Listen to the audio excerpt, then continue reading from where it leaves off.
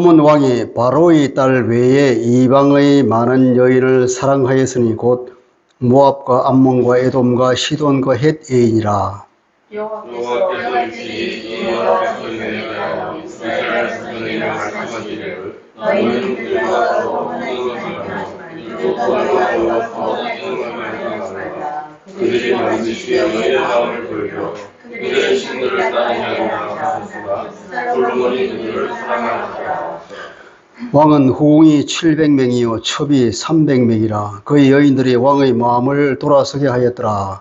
솔로몬의 나이가 많을 때 그의 여인들이 그의 마음을 돌려 다른 신들을 따르려 하였으므로 왕의 마음이 그의 아버지 다윗의 마음과 같지 아니하여 그의 아버지 여호와 앞에 온전하지 못하였으니 이는 시돈 사람의 여신 아스타롯을 따르고 암몬 사람의 가정한 밀곰을 따름이라. 솔로몬이 여호와의 앞에서 악을 그의 아버지 다윗이 여호와를 분명히 나타나지 아니하고 모압의 가정한 그모스를 위하여 예루살렘 앞 산에 산당을 지었고 또 암몬 자손의 가정한 몰록을 위하여 그와 같이 하였으며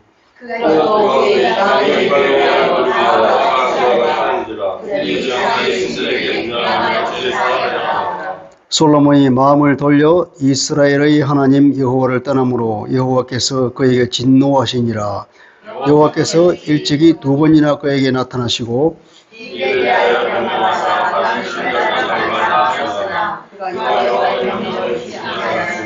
같이 읽겠습니다. 여호와께서 솔로몬에게 말씀하시되 내게 이러한 일이 있었고 또 내가 내 언약과 내가 네게 명령한 법도를 지키지 아니하였으니 내가 반드시 이 나라를 네게서 빼앗고 네 신하에게 주리라. 아멘. 하나님의 말씀입니다.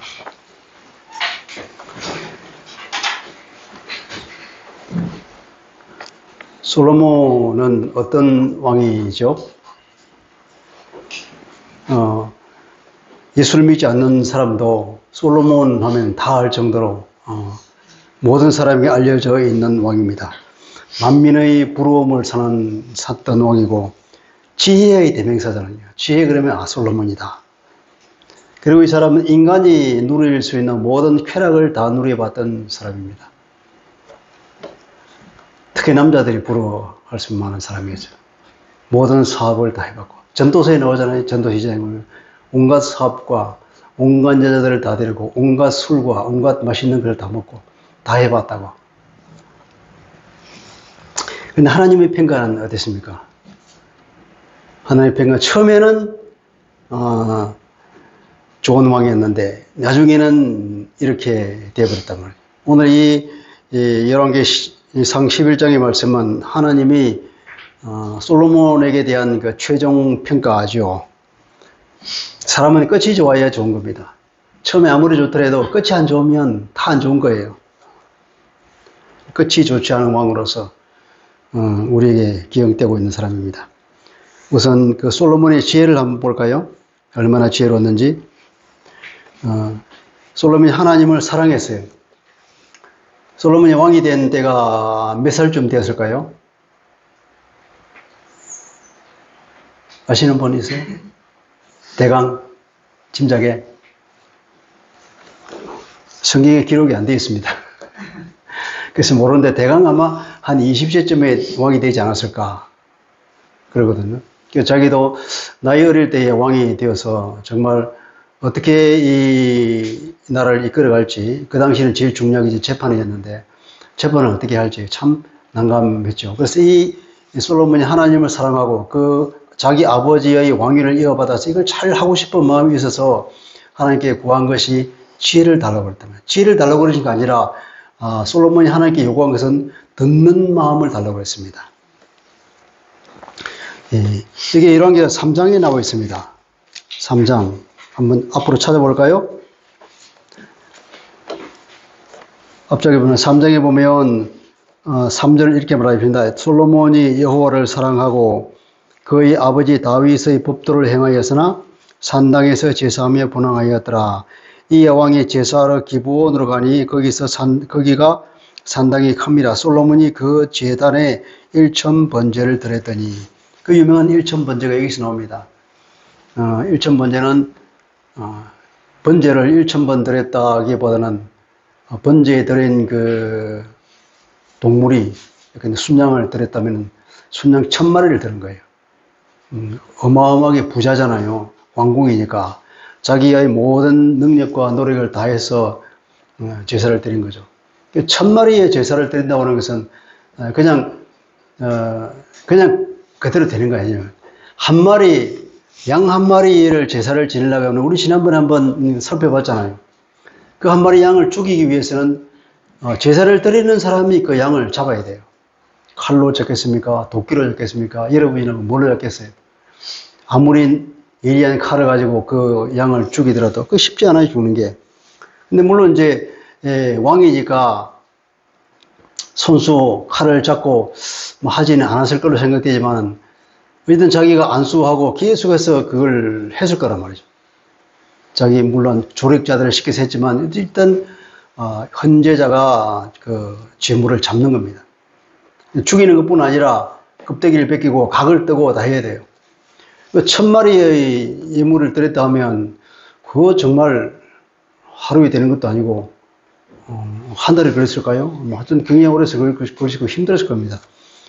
그만큼 이 사람이 솔로몬이 하나님을 사랑하는 마음과 그 예배하고자 하는 그런 마음이 간절을 했다는 거죠. 그래서 나온 것이 솔로몬이 여호와를 사랑하고 그런 표현이 나오잖아요.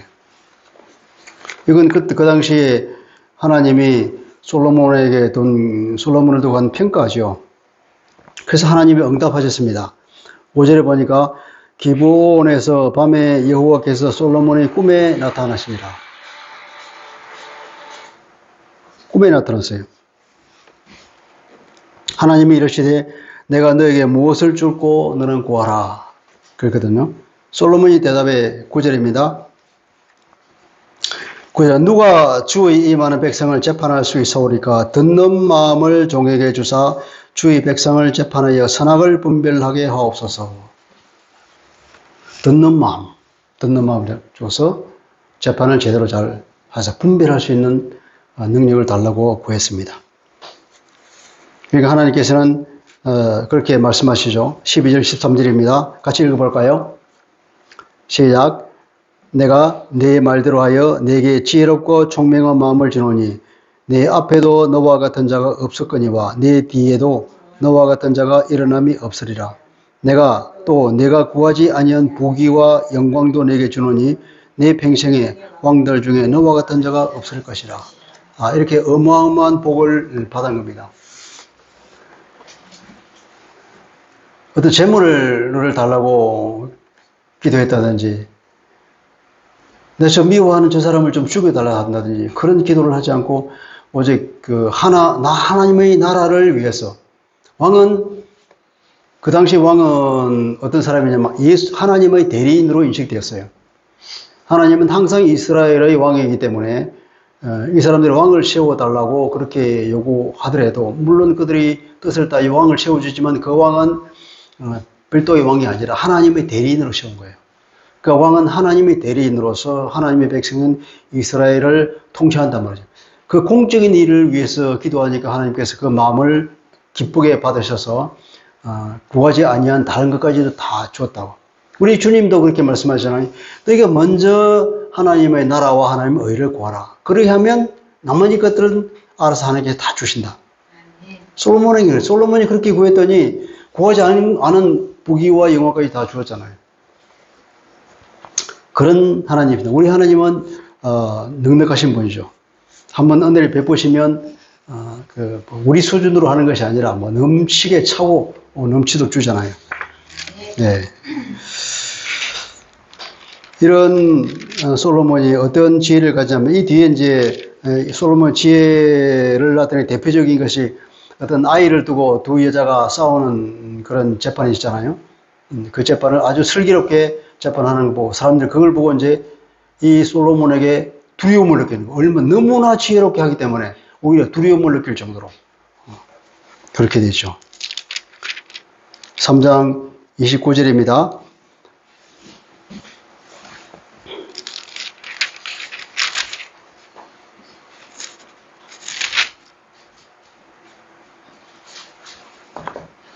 사상 4장 29절인가요?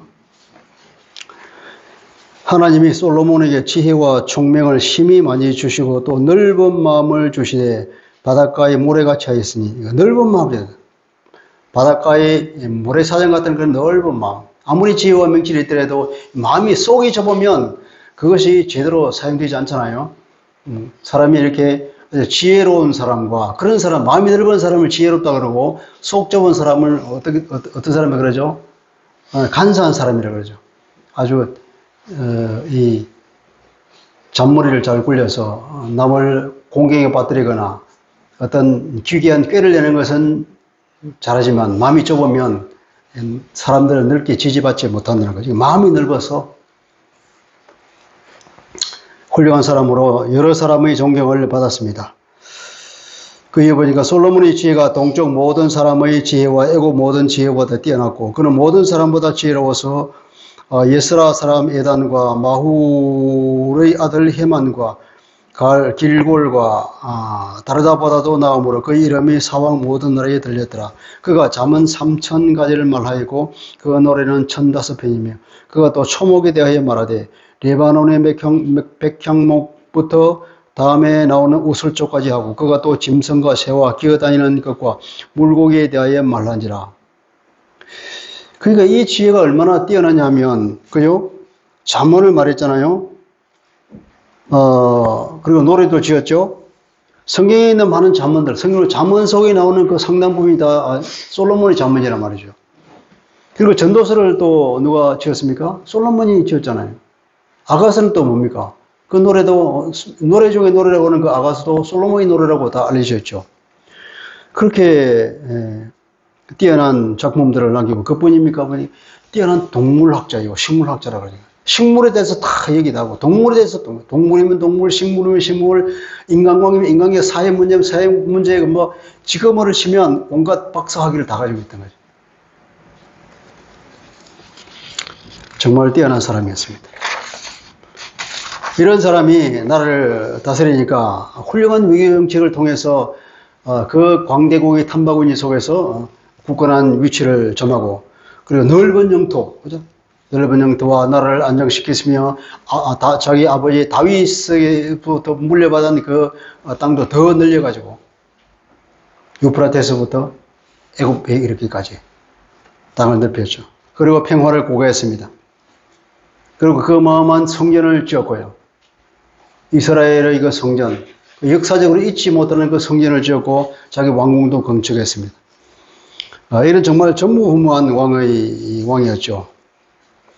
그런데 이 솔로몬이 11장에 오니까 타락한 모습으로 평가가 되고 있죠. 처음부터 그런 조짐이 사실 보였어요.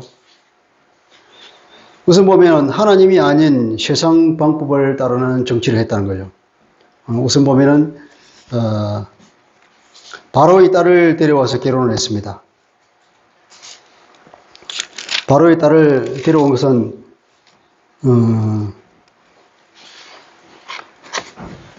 3장에 나오죠. 3장에 보면 3장 1절에 보니까 솔로몬이 애굽의 왕 바로와 더불어 혼인관계를 맺어서 그 딸을 맞이하고 다윗 성에 데려다가 두고 자기 왕궁과 여호와의 성전과 예루살렘 주위의 성의 공사가 끝나기를 기다리니라. 이걸 우리가 흔히 정략 결혼이라고 그러잖아요. 그 당시에 결혼이 어떻게 보면 외교 활동의 하나였습니다. 이 결혼 관계를 통해서 서로 신뢰하자. 그래서 서로 공개하지 않는 걸로 그렇게 해서 어떻게 보면은 애굽이 그 당시 강대국이잖아요. 그 강대국 애굽이 자기 딸을 이스라엘 왕에게 시집 보내준다? 그거 잘 없는 일이죠. 왜냐하면 우리 창세기에 보니까 이집트 사람들이 이집트 사람들이 이스라엘 사람들을 좀 천시했잖아요. 그 사람 냄새나도 가까이 오지도 않으려고 동물을 기르니까. 그렇게까지 천시를 했는데 어떻게 자기 딸을 거기에 주느냐고요. 근데 그만큼 이제 다윗 시대부터 해서 이스라엘의 상당한 주위에 올라갔던 거죠.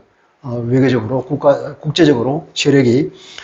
그러니까 그 딸을 주었다는 거 아닙니까?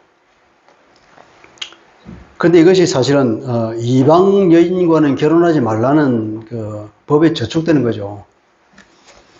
출애굽기 34장 16절 말씀인데요. 이 말씀은 물론 이제 너희들의 가나안 땅에 들어가거들라 그 가나안 사람과 약조를 맺지 말라 하는 그런 말씀이긴 하지만 이런 말씀이 있습니다. 자, 네가 그들의 딸들을 네 아들들의 아내로 삼음으로 그들의 딸들이 그들의 신들을 엄란하게 섬기며 네 아들에게 그들의 신들을 엄란하게 섬기게 할까 함이라. 결혼하면 이런 일이 생긴다는 거예요. 결혼하면 그 땅에 있던 그 신을 가지고 우상을 가지고 들어와서 우상을 섬기면 하나님께서는 우상 섬기는 것을 간음에 비유하잖아요. 음란하게 섬긴다. 또 실제로 그 우상 숭배하는 사람들은, 우상을 섬기는 사람들은 도덕적으로도 음란에 빠졌습니다. 그 사람들이 하는 그 제의의 절차에 반드시 그런 음란한 행위가 있거든요. 그래서 고린도후서 6장에 보면 하나님께서는 바울을 통해 이렇게 말씀합니다.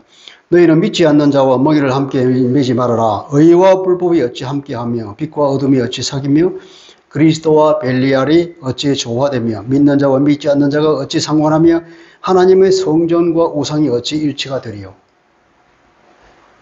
하나님 믿는 사람과 믿지 않는 사람은 극명하게 갈라지는 뭔가 있다는 거예요.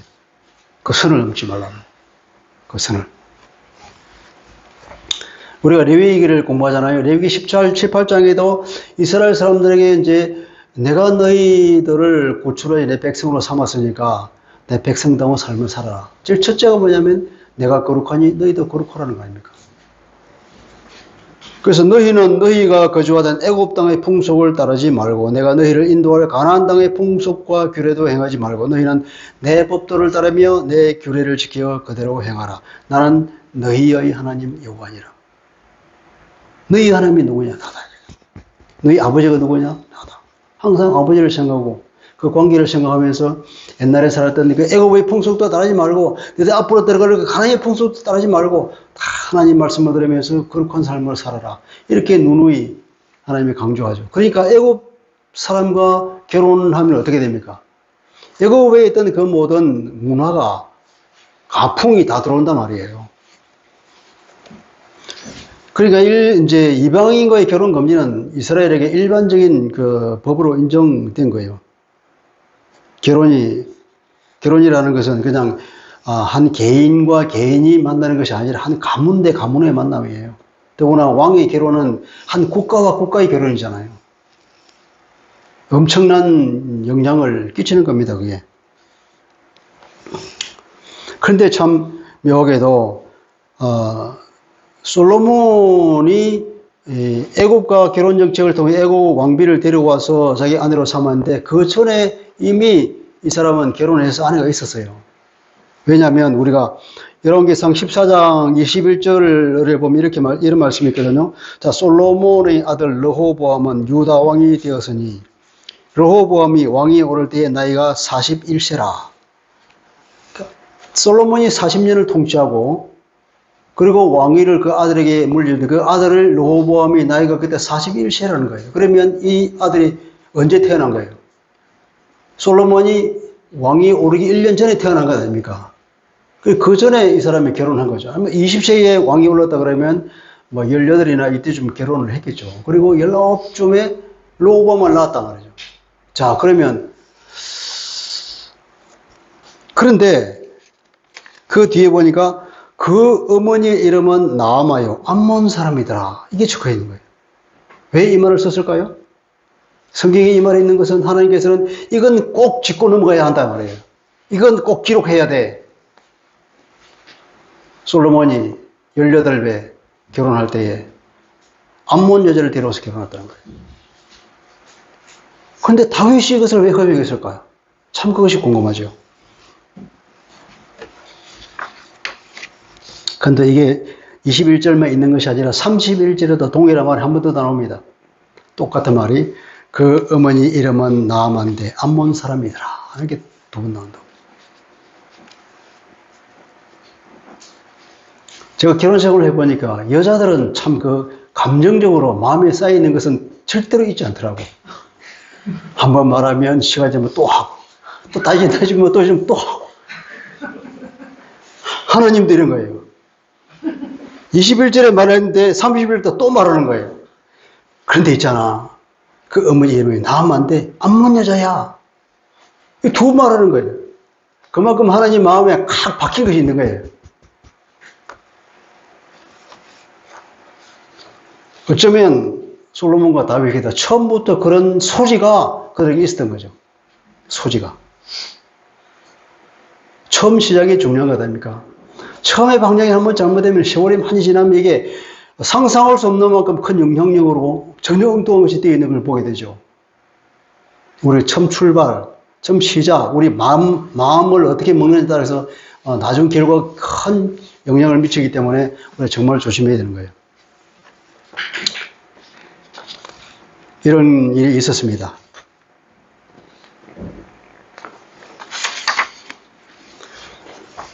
근데 이제 오늘 읽었던 11장의 우리 2절을 봅시다. 여호와께서 일찍이 이 여러 백성에 대하여 이스라엘 자손에게 말씀하시기를 너희는 그들과 서로 통혼하지 말며 그들도 너희와 서로 통혼하지 하지 말아라. 그들이 반드시 너희의 마음을 돌려서 그들의 신들을 따르게 하리라. 이렇게 이미 말씀하셨다는 거예요. 그게 토라에 나오는 말씀이죠.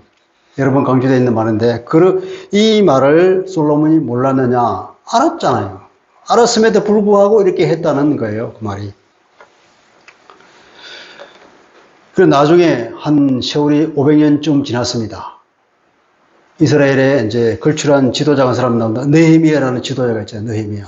이스라엘이 바빌론 포로에서 돌아와서 살 때에 정말 돌아온 삶이 형편없다는 얘기를 듣고 느헤미야가 들어와서 성곽을 쌓으면서 이스라엘 공동체를 재건하는 이 일에 느헤미야서가 있는데 느헤미야서 13장에 보면 이런 말이 있습니다.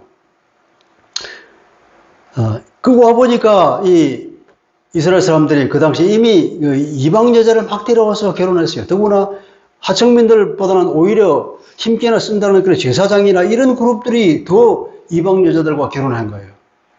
이걸 알고는 이제 이 느헤미야가 성격이 괄괄해요. 그래서 어떻게 쉬냐면은 자, 내가 그들을 책망하고 저주하며 그들 중 몇 사람들 때리고 그들이 머리털을 뽑고 대단하죠. 이러되 너희 딸들을 그들의 아들들에게 주지 말고 너희 아들들이나 너희를 위하여 그들의 딸들을 데려오지 아니하겠다고 하나님을 맹세하라 하고 또 이러기를 느헤미야가 뭐라냐면 옛적에 이스라엘 왕 솔로몬이 이 일로 범죄하지 아니하였느냐. 그는 많은 나라 중에 비길 왕이 없이 하나님의 사랑을 입은 자라 하나님이 그를 왕으로 삼아 온 이스라엘을 다스리게 하셨으나 이방 여인이 그를 범죄하게 하였나니 너희가 이방 여인을 안으로 맞아 이 모든 큰 악을 행하여 우리 하나님께 범죄하는 것을 우리가 어찌 용납하겠느냐. 신앙의 순수성을 지키기 위해서는 이방 여자가 미워서가 아니라 신앙의 순수성을 지키기 위해서 하나님을 떠나지 않고자 하는 그런 마음에서 이 문화를 조심해야 되는 거예요. 외부의 문화 함부로 들어오면 망하는 지름길이죠. 사탄이 바로 항상 그걸 노리거든요. 텀이 어디냐? 그 텀이 바로 문화라는 이름으로 들어오는 온갖 외부적인 사상이죠. 이렇듯이 느헤미야도 이미 알고 있고 이스라엘 온 이스라엘에 퍼져서 이스라엘 역사적으로 이미 사람들은 솔로몬이 처음에 잘 나갔는데 이렇게 실수를 했다. 넘어졌다는 걸 다 알고 있는 거예요. 다시는 우리가 솔로몬의 전체를 밟지 말자 하는 그런 교훈이 이스라엘에게 있었단 말이죠. 그리고 또 하나는 하나님을 의지해야 되는데 강대국에 의지했다는 거예요. 나라를 통치할 때. 하나님이 그것을 무척 싫어하신 겁니다. 하나님은 내가 이집트보다 능력이 없어 보여? 내가 저 바빌론보다도 아시리아보다 능력이 없어 보여? 그 말이잖아요. 외교라는 이름으로 행하는 불신앙에 지나지 않는다는 겁니다. 자, 이걸 우리가 호세아서에 봅시다. 호세아서를 썼던 그 시절에 보면 북이스라엘이 상당히 타락해서 이제 곧 하나님께서 처벌해야 되겠다는 그런 계획을 가지고 있었던 그 시점입니다. 그때 호세아를 보내서 북이스라엘에 예언하라고 보낸 사람이 호세아인데 호세아서의 7장에 보면 이렇습니다. 7장 11절입니다. 에브라임은 북이스라엘을 이제 대표해서 말하죠. 에브라임은 어리석은 비둘기같이 지혜가 없어서 애굽을 향하여 부르짖으며 아수르로 가는도다. 오른쪽에는 아수르, 동쪽에는 아수르라는 강대국, 서쪽에는 이집트라는 강대국, 이 사이에 끼어서 어떻게 할지를 몰라서 오늘은 여기 붙었다, 내일은 저기 붙었다, 그런 거예요. 그 말이에요, 이게. 에브라임은 어리석은 비둘기가 지혜가 없어서 애굽을 향하여 부르짖고 아수르로 가는 거다. 애굽을 향해 부르짖지만 결국 아수르의 포로가 돼서 잡혀가는구나, 이런 의미도 되겠죠. 그 말이 뭐예요? 지혜가 없어서 그래요. 지혜가. 나라를 다스릴 때 가장 중요한 지혜가 뭡니까? 그런 외교적인 세상적인 방법을 쓰는 것이 지혜가 아니라 정말 어떻게 해야 내가 제대로 하는가, 그걸 알아야 된다는 거예요. 하나님의 도움을 받아야 되는데 그 하나님의 도움을 안 받고 엉뚱한 데 가서 도움을 받는다는 거예요. 그게 바보 같다는 겁니다. 호세아서 8장 9절 10절입니다. 그들이 홀로 떨어진 들나귀처럼 아수르로 갔고 에브라임이 값주고 사랑하는 자들을 얻었도다. 이 번역에 조금 문제가 있어서 제대로 된 번역을 해보면 이렇습니다. 에브라임은 홀로 떨어진 들나귀. 그들은 아수르로 가서 값주고 사랑하는 자들을 얻었도다. 이건 너무 좀 뭡니까, 이게 나이브하게 표현한 건데 좀 세게 표현을 하자면 에브라임은 뭡니까, 홀로 떨어진 들나귀니까 왕따가 됐다 이게요. 왕따가 된 들나귀처럼 사는 광야에서. 그것도 그런데 그게 발정난 들나귀야. 그래서 어떻게 하냐면 아수르로 가서 값주고 살아가는 자들로서 아수르에서 성매매를 했다 이게요. 요즘식으로 표현하면 그게 발정난 들나귀가 외톨이가 됐다가 아수르 가가지고 성매매를 했네. 그 정도로 이렇게 하나님께서는 이게 신랄하게 비판하고 있습니다. 그게 무슨 말이냐면 어떻게 좀 살려고 나라가 위태로우니까 이쪽에 가서 붙었다 조공을 주고 저쪽에 가서 붙어주고 돈을 많이 주고 돈을 많이 주면서 온갖 백성들은 보다 은금을 다 끌어다가 이쪽에 버티면서 제발 우리 좀 봐달라고 또 이쪽에 좀 봐달라고 돈 주고 그렇게 했다는 겁니다. 조공이라는 이름으로 하는 외교. 그걸 두고 하나님께서는 그렇게 말하네요. 너 성매매 하는구나. 그렇다고 해서 그 사람들 너를 도와줄 줄 아느냐? 그 말이지. 그들의 여러 나라에 값을 주었을지라도 이제 내가 그들을 모으리리. 하나님께서 심판을 준비하신다는 말입니다. 솔로몬도 이와 똑같은 행위를 한 거죠. 처음 시작부터 벌써 북이스라엘이 망하는 그 행동을 조짐이 이때부터 있었다는 거예요. 그리고 이 사람은 하나님의 지혜가 아니라 하나님이 아니라 자기 지혜에 의지한 거예요. 내 능력에, 하나님의 능력으로 살아야 하는데 자기 능력으로 살려고 했던 겁니다. 역대상 22장 9절에 보면은 이런 말이 있습니다. 이 말은 이제 다윗이 솔로몬에게 알려주는 말입니다. 자기 왕위를 이어주면서 이제 내가 하나님의 성전을 건축하고 싶었지만 하나님께서는 나에게 허락하지 않았다. 그리고 내 뒤에 태어날 내 후손이 이 일을 할 것인데 그 사람이 바로 너라 그랬다. 그러면서 이렇게 말하는 거예요. 보라, 한 아들이 내게서 나리니 그는 온순한 사람이라 내가 그로 주변 모든 대적에게서 평온을 얻게 하리라. 그의 이름을 솔로몬이라 하리니 이는 내가 그의 생전에 평안과 안일함을 이스라엘에게 줄 것임이니라. 다윗이 하나님으로부터 받은 말씀이에요. 이 말을 자기 아들 솔로몬에게 말해주는 겁니다. 그러면 솔로몬은 이제 이 얘기를 들었으면 어떻게 살아야 될까요? 하나님이 내게 이런 거 다 베풀어 주려고 이미 계획하셨네. 그러면 하나님만 붙들고 살아야 될 거 아닙니까? 근데 이 얘기를 듣고는 내가 하나님께 내게 무언가 평안을 준다고 내 이름 샬롬처럼 솔로몬이니까 우리는 솔로몬이라고 부르지 그런데 원문에 히브리 말로는 샬로모입니다. 샬로모 이름이 샬로모인데 내가 이름이 샬로모니까 하나님께 나에게 평안을 준다 그랬다. 온 나라에 하나님 안식을 준다 그랬다. 그러면 내가 그러면 이 안식을 만들어야 되겠네? 그렇게 생각한 거죠. 그게 잘못됐다는 겁니다. 하나님의 약속을 믿어야 할 건데 하나님만 의지하면 될 텐데 그걸 자기가 이루려 하는 겁니다. 이보다 훨씬 이전에 우리 그 얘기 알죠? 창세기 보면 야곱의 어머니 리브가가 어떻게 행동했습니까? 이 에서와 야곱의 둘이 쌍둥이가 태어났는데 이미 그때 리브가에게 하나님께서 예언을 주시잖아요. 큰 아들이 작은 아들을 섬길 거다. 그러면 이제 장자를 하나님께서 제치고 차자인 야곱에게 하나님의 정통성을 주고 복을 내리겠다는 하나님 계획이 이미 있다는 거예요. 그런데 태어나고 보니까 에서는 정말로 씩씩하고 사행도 잘하고 자기 아버지의 사랑을 받으며 사람 같은 사람인데 이 야곱은 계속 그냥 집에만 있어 안 나가고 부엌에만 있어 요리만 만들고 그러니까 이 엄마가 너무 안쓰러워서 얘가 이래가지고 정말 하나님의 그 말씀을 이룰까? 자기가 막 부추겨가지고 어떤 거예요? 장자권을 사게 만들고 그리고 아버지로부터 그 장자의 복을 받게 만들고 인간적인 꾀를 썼어. 그리고 어떻게 됐습니까? 이 에서가 분노하니까 자기 아들을 자기 친정 오빠한테 보내잖아요. 그 먼 곳으로. 그 보내고 나서는 다시는 그 아들을 못 보고 죽었잖아요. 둘이서 그렇게 형이 죽이려고 달라드니까. 그런 상황이 생기는데 어떻게 이게 그냥 하나님께 맡겼으면 얼마나 하나님의 능력으로 하나님의 지혜로 잘 풀어가셨을 건데 내가 해보겠다고 내가 나서서 이렇게 어떤 문제를 또 꼬이게 만들었잖아요. 솔로몬도 마찬가지지.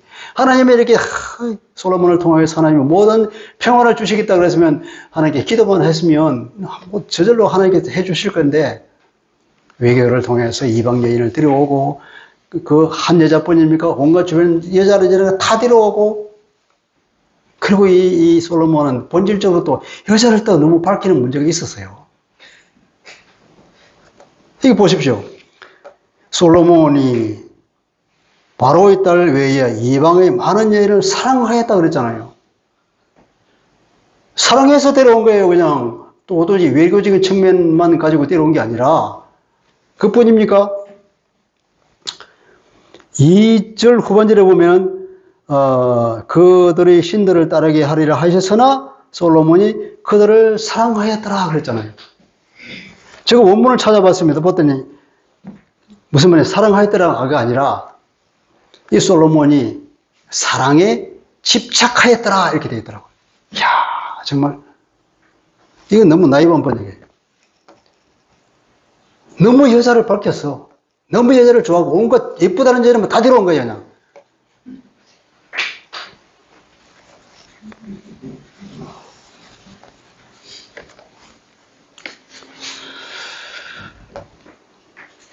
신명기 17장 16절 17절입니다. 하나님께서 나중에 이제 이스라엘 왕을 달라고 할 거다. 왕을 세우면 이렇게 해라. 이렇게 하면 왕에 대한 하나님의 말씀인데 그는 왕입니다. 왕은 병마를 많이 두지 말 것이요 병마를 많이 얻으려고 그 백성을 애굽으로 돌아가게 하지 말 것이니 이는 여호와께서 너희에게 이르시기를 너희가 이후로는 그 길로 다시 돌아가지 말 것이라 하였음이며 그에게 아내를 많이 두어서 그 마음이 미혹되게 하지 말 것이며 자기를 위하여 은금을 많이 쌓지 말 것이니라 그랬잖아요. 그런데 뒤에 솔로몬이 그 영화를 표현한 데 보니까 말이 얼마나 많았는지 그리고 기병이 얼마나 많았는지 얼마나 많은 처첩을 졌는지 1000명이잖아요. 그리고 얼마나 많은 재물이 있습니다. 은금이 그냥 지천으로 깔렸다. 이 세 가지 하나님께서 그 많은 거 세 가지 다 한 거예요. 이 세 가지를 모두 어겼습니다. 그러니까 하나님은 당신의 말씀을 안 지키는 사람으로 뭐냐면은 그가 나를 멸시한다 그러잖아요. 솔로몬이 하나님을 멸시했습니다. 하나님께서 그것을 보고 기다리고 참고 인내하다가 이제 도저히 못 참게 된 거예요. 이 11장에 와서. 그리고 온갖 세상적인 쾌락을 다 누렸습니다. 육체적인 쾌락을 너무 좋아한 거예요. 이게 전도서 2장 1절에 나와 있습니다. 나는 내 마음에 이르기를 자 내가 시험삼아 나를 즐겁게 하리니 너는 낙을 누리라 하였으나 보라 이것도 헛되도다. 전도서에 나와 있는 이 솔로몬의 말은 뭐가 화두냐? 도대체 인생의 의미가 뭘까? 어디에 인생의 의미가 있을까? 그걸 두고 찾아가는 과정이 전도서잖아요. 헛되다. 인생의 의미를 딱 잡았다고 생각하는데 보니까 없어. 빈 거야. 해별이다. 그게 인생이 허무하다고 표현하는데 단히 허무한 게 아니에요. 인생의 의미를 잡았다고 생각하는데 보니까 못 잡았어. 인생의 의미는 이렇게 잡을 수 있는 게 아니라는 거예요. 전도서를 한번 볼까요?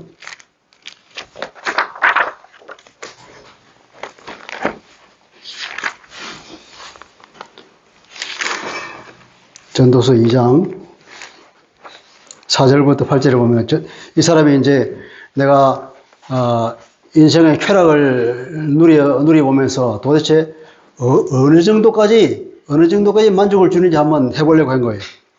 아까 1절에 그랬잖아요. 그래서 4절에 보면 나의 사업을 크게 하였노라. 사업을 크게 해봤어. 내가 나를 위하여 집들을 짓고 포도원을 일구며 여러 동산과 과원을 만들고 그 가운데 각종 과목을 심고 나를 위하여 수목을 기르는 삼림에 물을 주기 위하여 못들을 팠으며 이스라엘 지방에 못을 팔 수 있습니까? 엄청난 대공사잖아요. 왕이 아니면 할 수 없는 일. 남녀노비들을 사기도 하였고 나를 위하여 집에서 종들을 낳기도 하였으며 나보다 먼저 예루살렘에 있던 모든 자보들보다도 내가 소와 양떼의 소유를 더 많이 가졌으며 또 은금과 왕들이 소유한 보배와 여러 가지 지방의 보배를 나를 위하여 쌓고 또 노래하는 남자들과 인생들은 남자를 말합니다. 남자들이 기뻐하는 첩첩들을 많이 두었도다. 10절에 보니까 무엇이든지 내 눈이 원하는 것을 내가 금하지 아니하여 무엇이든지 내 마음의 즐거워하는 것을 내가 막지 아니하였으니 이는 나의 모든 수고를 내 마음에 기뻐하였음이라. 이것이 나의 모든 수고로 말미암아 얻은 몫이로다. 몫이었다고 자랑하죠. 11절로는 그 후에 내가 생각해 보니 바꾸고 생각해 보니까 본적 내 손으로 한 모든 일과 내가 수고한 모든 것이 다 헛되어 바람을 잡는 것이며 해 아래 무익한 것이더라.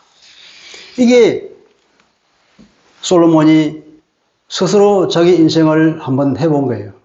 그렇게 다 온갖 쾌락을 다 누려봤지만 거기에 인생의 의미가 없더라 하는 거죠.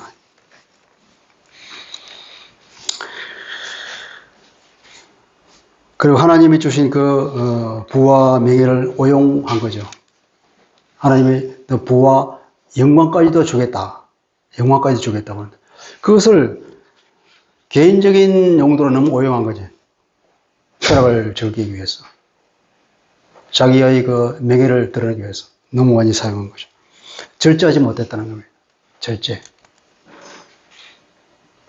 절제는 여러분 성령의 열매입니다. 왜 우리가 절제가 필요할까요? 우리는 육체를 가지고 있기 때문에 절제가 필요한 것입니다. 그러니까 쾌락은 반드시 방종으로 이끌고 되어 있고 쾌락을 자꾸 추구하고 방종에 떨어지다 보면 하나님 말씀에 대한 감각이 무뎌져서 점점 떨어지게 되어 있습니다. 사탄이 우리를 넘어뜨리는 방법이 그거잖아요. 자꾸 사람을 편하게 만들어. 자꾸 사람을 쾌락을 추구하게 만들어. 자꾸 그렇게 떨어지다 보면 이제 생각이 자꾸 희미해져서 어떤 정신적인 능력이 자꾸 떨어진다고요. 그렇게 만들어버립니다. 이렇게 된 결과가 타락의 결과, 솔로몬이 두 가지 큰 실수를 한 결과가 어떻게 이어졌냐. 우선 정략 결혼의 결과라고 보면은 수많은 처첩을 거느리게 되었고 이쪽만 결혼하면 또 저쪽도 결혼해 줘야 되잖아요. 여러 사람을 다 데려와야 되니까 1000명이 돼버린 거죠. 그러니까 또 다른 여러 처첩을 많이 두지 말라고 하는 하나님의 말씀을 위배하는 결과가 되었고 그들을 통해서 뭐가 들으면 결정적으로 우상이 들어오잖아요. 우상. 옛날에는 다 자기 지방, 각 지방마다 신이 다 있어. 각 지방마다 신이 있고 그 신을 섬기는 우상이 있는데 그 여자가 결혼할 때 보면은 그 우상을 가져온단 말이에요. 가져와서 자기가 옛날에 했던 대로 그냥 산당을 찍어달라고 그러고 거기서 자기가 예배한단 말이에요. 그러니까 신녀도 있죠. 그뿐입니까? 솔로몬을 보시잖아요. 여보. 우리 머시기한테 가서 좀 빌자고. 이 솔로몬 여자를 너무 좋아하니까 따라가죠. 따라서 거기다 한번. 아니, 나는 하나님께 예배하니까 이거 한번 가주는 게 어떠냐 이러면서 가는 거예요. 이 여자도 가고.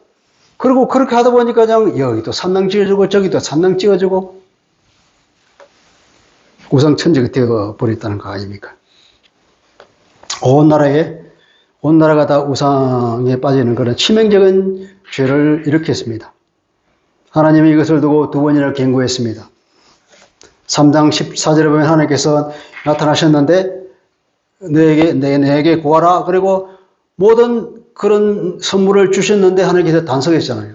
네가 그렇게 너희 아버지 다윗처럼 내 말을 잘 들으면 정말로 이 은혜를 끝까지 줄 것이고 너는 장수할 거라고 그런 복까지 주었는데, 그러니까 하나님께서는 이것을 주면은 타락할 가능성이 있기 때문에 그 얘기를 붙인 거예요.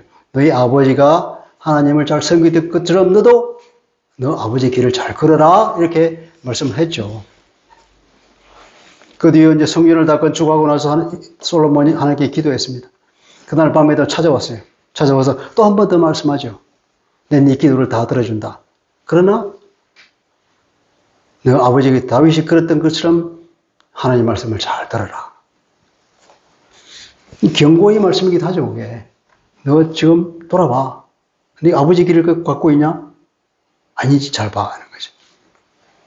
근데 그걸 사탄이 우리를 속이면 귀를 닫게 만들고 눈을 어둡게 만들어서 못 보게 만들고 못 듣는 거예요.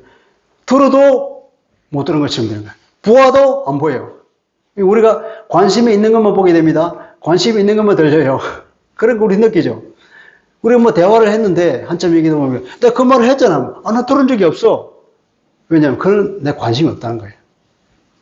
눈에 스쳐 지나가도 관심이 없는 것은 눈에 안 보여. 기억이 안 나. 그게 인간입니다. 사탄이 사할 우리 마음을 우선 잡아버리면 이 눈이 감기고 귀가 감긴다는 겁니다. 솔로몬이 그런 짝이 났죠. 9절에 봅니까? 솔로몬이 마음을 돌려 이스라엘 하나님 여호와를 떠남으로 여호와께서 그에게 진노하시니, 드디어 이제 솔로몬이 하나님을 떠난 상태가 돼. 떠났다고 판단이 되니까 하나님이 진노하셨다.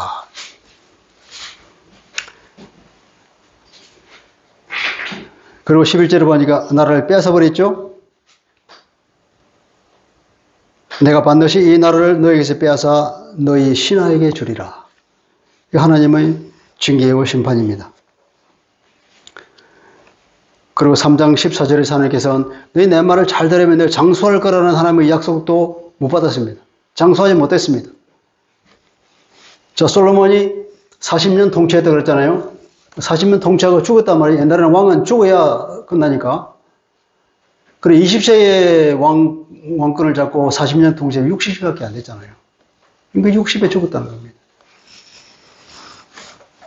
하나님이 약속하신 그 장수도 누리지 못한 거죠. 네 말을 잘 들으면 장수하게 해주겠다 그러는데 하나님 말씀을 안 들었으니까 거기서 끝난 겁니다. 자, 여기서 우리가 솔로몬의 이 실수를 보면서 과연 그러면 뭐가 지혜냐? 지혜라 그러면 솔로몬이 대명사인데 이렇게 하나님에게 실패해가지고 징계를 먹는 상황이면 아까 그랬잖아요. 이스라엘에 지혜가 없어서 여기 붙었다 저기 붙었다 하는구나. 지혜가 없다라는 멍청하게 됐다. 솔로몬이 어떻습니까? 멍청하다는 거 하나님께서 보게. 식물학자가 되고 동물학자가 되고 어떤 사물을 꿰뚫는 통찰력을 가지고 그 힘든 어떻게 그 한 아이를 가지고 두 여자가 서로 내 아들이라고 할 때 그걸 판단할 수 있겠어요. 참 지금까지도 회자되는 그 솔로몬의 지혜, 그런 지혜가 있다 할지라도 하나님의 도움을 못 받으면 어떻게 된다? 허당해. 아무것도 아니에요. 하나님의 도움을 안 받으면 인간의 지혜가 아무리 지혜가 높다 하더라도 높고 높은 하나님과 비교해 보면 아무것도 아니에요. 우리 조족 지혜를 했잖아요. 하나님의 지혜와 하나님의 능력에는 미치지 못할 거예요. 하나님께서 말씀하시죠. 내 생각은 너희 생각과 다르다. 내 길은 너희 길과 다르다. 뭐냐면 하늘이 땅에서 높은 것 같이 그렇잖아요. 인간이 아무리 날고 뛰어도 땅에 있는 존재에 불과하고 하나님은 그 높고 높은 하늘에서 인간을 보러 올 때에 창조주 하나님께서 우리 인간을 도울 때에는 우리가 상상하지 못하는 지혜와 능력이 있다는 말이에요. 내가 지혜가 있다고 해서 내 능력에 의지하면은 솔로몬처럼 됩니다. 그래서 진정한 지혜는 어디 있다고요? 하나님의 도움을 받는 것이 진정한 지혜죠. 그래서 잠언 9장 10절에 이렇게 말합니다. 여호와를 경외하는 것이 지혜의 근본이요 거룩하신 자를 아는 것이 명철이입니다. 하나님 안에 들어서 하나님 말씀을 잘 들으면 우리가 내가 상상하지 못한 지혜가 생긴다고요. 어떤 아이디어가 떠오릅니다. 그뿐 아니라 하나님의 도우심이 있다고요. 하나님의 도와주시면 제 아무리 위대한 능력 있는 사람이 나를 공격하더라도 나를 공격하지 못합니다. 제 아무리 능력 있는 사람이 어떤 일을 한다 할지라도 하나님이 안 도와주시면 실패합니다.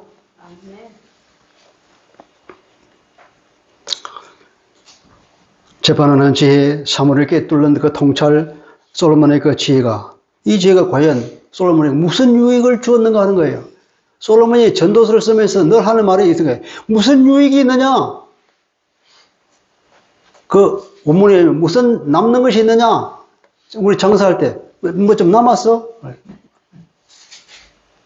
그렇게 자기가 지혜롭게 사물을 꿰뚫고 뭐 지혜를 연구하고 하던데 그 도대체 인생에서 솔로몬이 자기 통치할 때 무슨 것 남는 장사가 했냐 말이에요.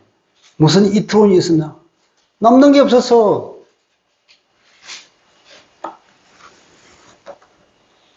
아무리 지혜가 출중해도 하나님의 도움과 보호가 없으면 아무짝에 틀림없는 겁니다. 그래서 하나님을 경외하는 것이야말로 진정한 지혜임을 우리가 믿읍시다. 네. 오늘의 설교 제목이 뭐라고요? 진정한 지혜. 네. 솔로몬이 누렸던 그런 지혜가 아니라 하나님의 도움을 받으러 가는 그것이야말로 가장 지혜로운 행동입니다.